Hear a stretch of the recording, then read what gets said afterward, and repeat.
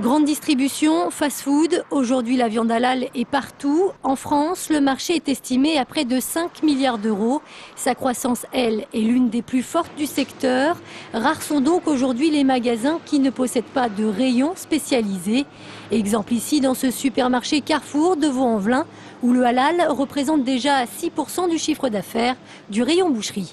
Aujourd'hui, les clients ont moins d'appréhension sur le fait d'acheter en grande surface des produits halal. Il faut savoir qu'aujourd'hui, il y a beaucoup de points de contrôle qui nous permettent de vendre un produit qui est vraiment halal.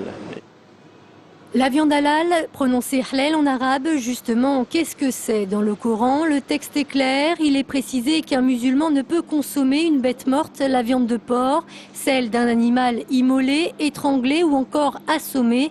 Autrement dit, pour être considéré comme licite, l'animal doit avoir été abattu selon un rituel bien précis.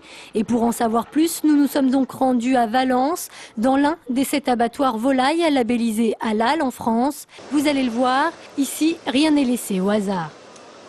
Le rituel d'abattage musulman, ceci consiste en fait à sectionner les veines jugulaires, la trachée et l'œsophage de la volaille en direction de la Mecque. Le sacrificateur rituel est un musulman pratiquant qui doit prononcer la formule Bismillah, Allahu Akbar, qui veut dire au nom de Dieu, Dieu est le plus grand.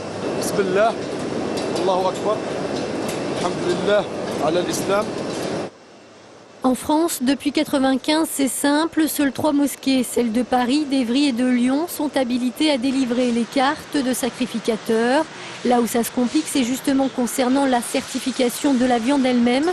Aujourd'hui, n'importe quelle association ou organisme à caractère religieux peut certifier un produit comme 100% halal.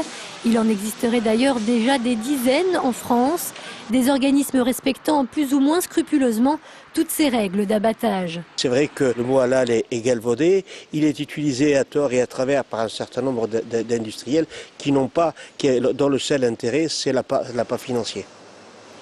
Avec 5 à 8 millions de consommateurs potentiels en France, une quarantaine de millions en Europe, le halal devrait sans doute dans les années qui viennent devenir plus qu'un marché communautaire, un véritable enjeu économique, tant et si bien que l'Union européenne semble d'ailleurs aujourd'hui s'intéresser de très près à cette question, mais pas sûr que cela fasse les affaires de tout le monde.